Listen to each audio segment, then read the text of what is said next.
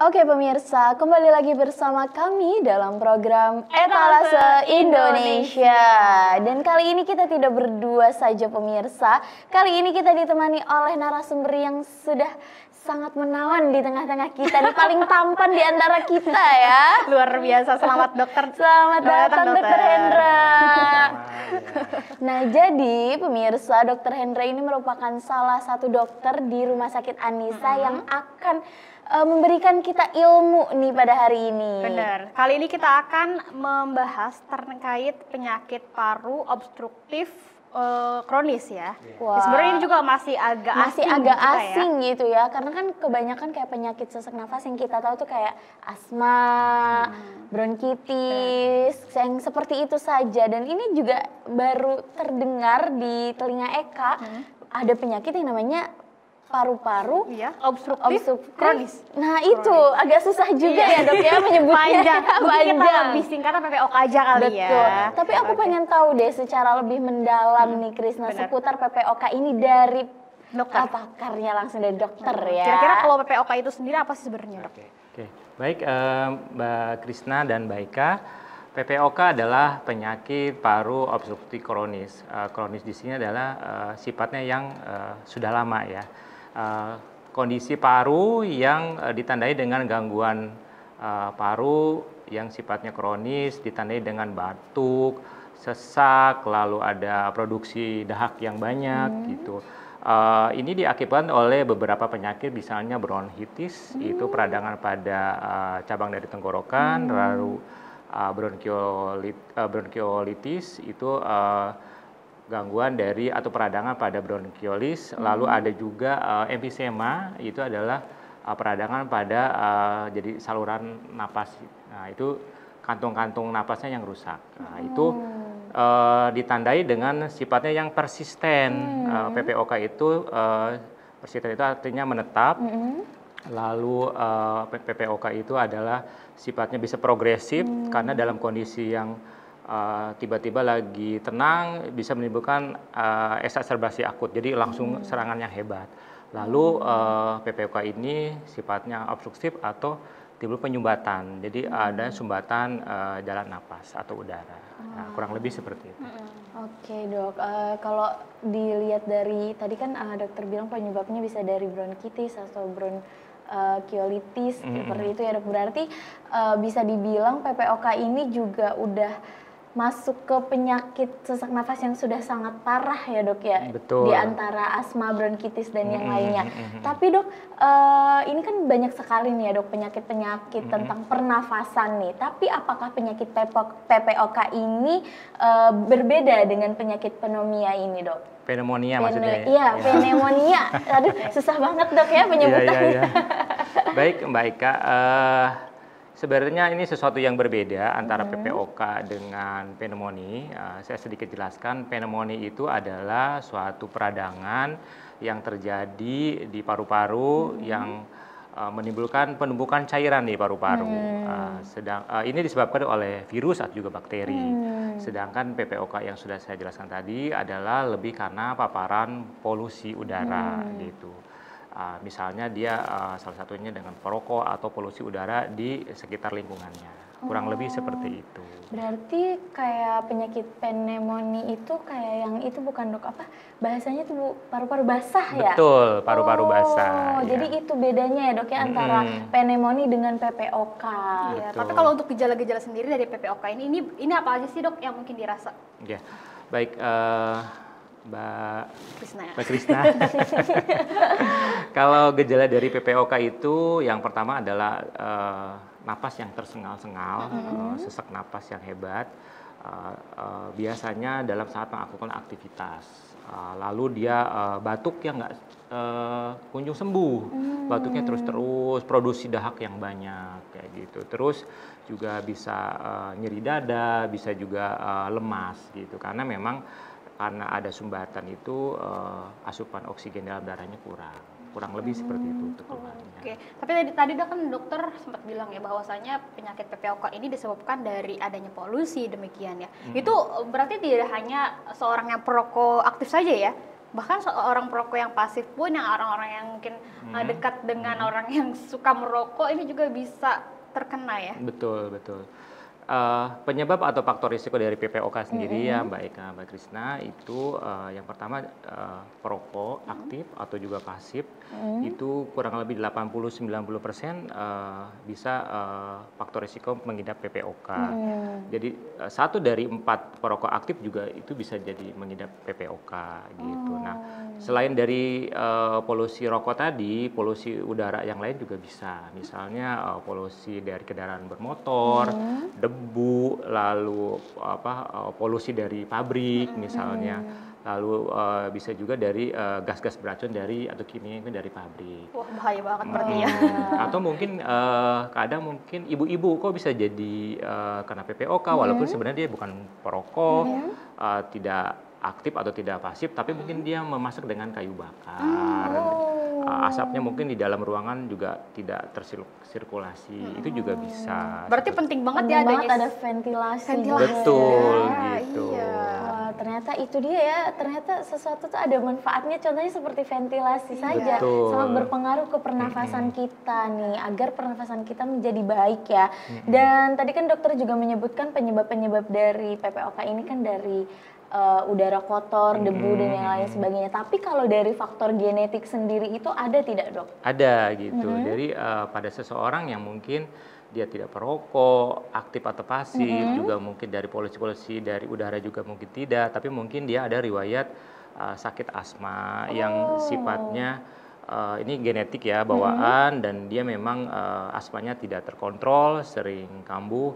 Ini juga jadi pemicu juga, nanti bisa jadi PPOK gitu. Oh, berarti kalau untuk asma yang faktornya genetik itu bisa kemungkinan terkena penyakit PPOK ini, Dok? Kalau asma memang penyakit yang genetik ya, bawaan, dan juga bisa juga keturunan dari orang tuanya gitu. Iya kalau sih, asma betul, ya betul. gitu. Berarti kalau orang yang terkena PPOK ini bisa menyebabkan bisa berlanjut ke penyakit-penyakit yang lain tentunya, Dok ya? Bisa komplikasi ya, Dok? Komplikasi.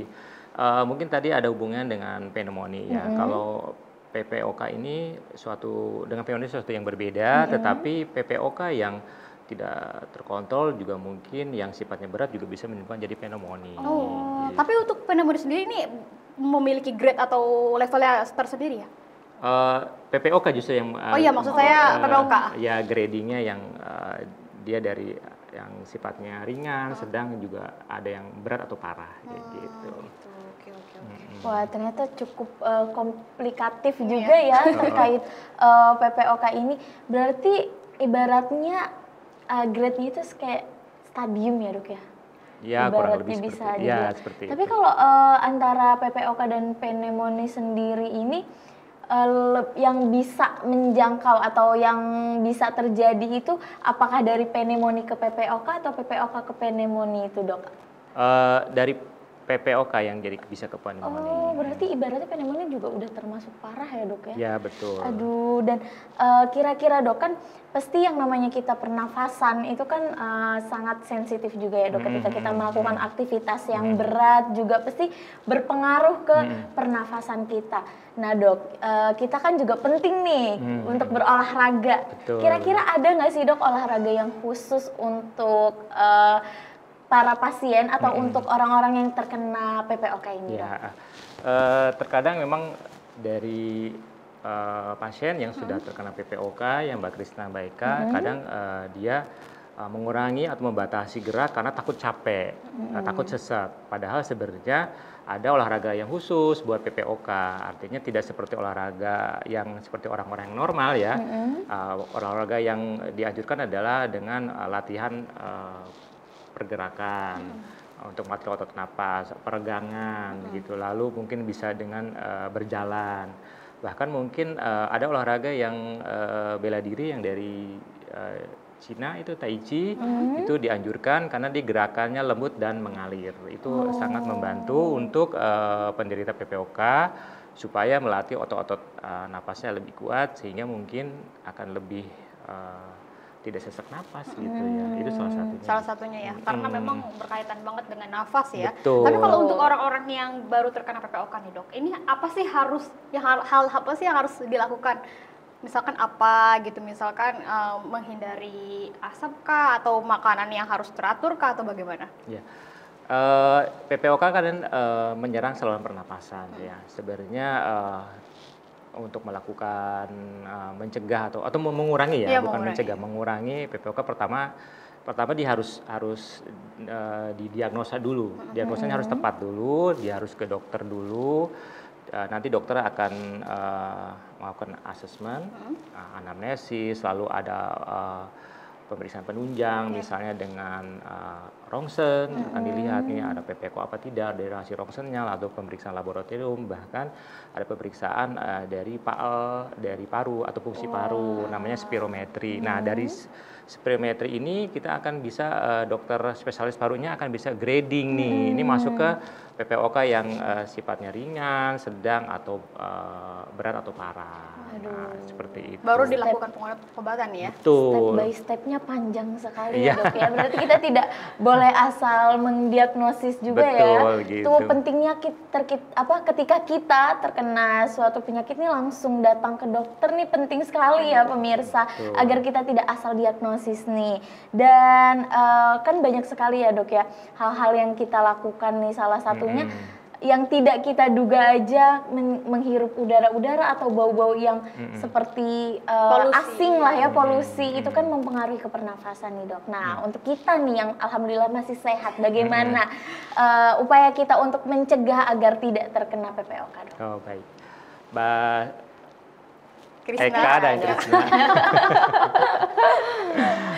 Jadi salah satu untuk kita yang masih sehat, kita untuk mencegah supaya tidak jadi PPOK ya pertama mungkin kita tidak merokok gitu, aktif dan pasif. Lalu mungkin kita harus sadar lingkungan kita apakah polusinya sangat tinggi enggak gitu. Mungkin kita keluar rumah itu harus memakai masker, itu salah satunya. Lalu mungkin olahraga yang teratur untuk melatih otot-otot pernapasan kita tetap baik gitu. Itu jadi olahraga itu penting sekali. Lalu selain itu juga kita harus mengkonsumsi makanan yang antioksidan. Antioksidan itu Apa aja anti tuh, Dok? racun ya. Nah, itu banyak hal. Contohnya seperti kalau dari kita bisa teh, kopi, coklat gitu. Buah blueberry atau yang warna merah seperti tomat, cabai itu juga antioksidan. Dan mungkin sayur-sayuran yang hijau juga ada antioksidan. Oh berarti kopi juga berarti bagus ya? Ya, minum kopinya juga mungkin kopinya yang sehat Yang ya. sehat. Yang tidak ada campuran gula mungkin ya, Dok, Betul ya. itu. Oke, Dok, tadi kan- kopi hitam. Kopi hitam. Oke dok, tadi kan dokter sempat menyinggung ya bahwasanya PPOK ini tidak bisa diobati atau bisa dicegah. Apakah itu benar dok? Betul. Jadi sebenarnya dicegah bisa dengan penjelasan saya tadi. Atau bisa dikurangi lah ya? Kalau memang sudah terkena, berarti mungkin kita harus periksa dulu ke dokter. Kita masuk grading yang mana, ringan, sedang, atau berat. Nah, tentunya kalau ringan, sedang, dan berat, treatmentnya juga akan berbeda. Gitu. Kalau misalnya ringan, mungkin kita bisa melakukan hal-hal yang membantu penguatan otot napas. Selain juga mungkin ada obatnya, secara medikamentosa pengobatannya. Kalau yang berat, nah ini yang tentunya yang jadi kita waspada, di mana kalau yang berat ini ada ancaman gagal napas. Gitu. Serem banget ya. Betul. Ya, jadi tentunya harus dalam PPOK yang terkontrol dengan dokter ya, harus rutin berobat, harus minum obat, dan juga mungkin salah satu yang paling penting adalah selalu terkontrol. Gitu. Aduh lumayan, ngeri ya. Iya, Kita benar. harus, yang masih sehat nih harus benar-benar menjaga kesehatan kita deh ya, melakukan aktivitas-aktivitas yang baik seperti olahraga dan makan makanan yang sehat, juga menjaga pernafasan kita dari polusi udara. Oke, Iya. terakhir nih dok, Iya. apa pesan untuk pemirsa di rumah? Baik, pemirsa di rumah, untuk tetap menjaga kesehatan dan menghindari dari PPOK, pertama mungkin kita yang belum merokok sebaiknya mungkin sudah memulai untuk berhenti merokok, dan mungkin menjaga selain perokok aktif juga kita harus menghindari perokok yang pasif. Lalu mungkin harus lingkungan kita harus lihat apakah lingkungan kita adalah rawan terhadap polusi. Kita mungkin keluar rumah harus memakai masker. Lalu olahraga secara rutin itu akan membantu sekali untuk menguatkan otot napas dan makanan-makanan yang antioksidan, makanan yang sehat, tidur yang cukup. Nah, itu Wah, dia, penting itu banget ya. dia. Makanan sehat, tidur yang cukup. Cukup. Itu penting banget. Minum juga jangan lupa minum air putih. Minum air putih, bener banget. Karena kan banyak nih ya dok ya, sekarang tuh bahasa-bahasa remaja jompo itu mungkin karena jarang jarang tidur, jarang gerak kali ya, tidurnya kurang cukup, sering begadang ya. Nah ini penting sekali ya pemirsa di rumah kita untuk menjaga kesehatan karena sehat itu mahal pemirsa. Benar. Oke dokter, terima kasih banyak. Terima kasih Ya, banyak sama-sama dokter. Mbak Krisna, baik Atas Kak. ilmu yang telah diberikan banyak sekali, hal-hal yang baru kita ketahui di sini Ya, ya. benar. Wah, dan ini langsung dijelaskan oleh pakarnya nih pemirsa. Oke Kak, nanti kita akan balik lagi, tentunya banyak banget informasi yang akan kita berikan, tapi kita jeda dulu. Setelah jeda berikut ini kita akan kembali tetap di Etalase Indonesia. Terima kasih banyak. Terima kasih Ya, banyak, sama-sama. dokter.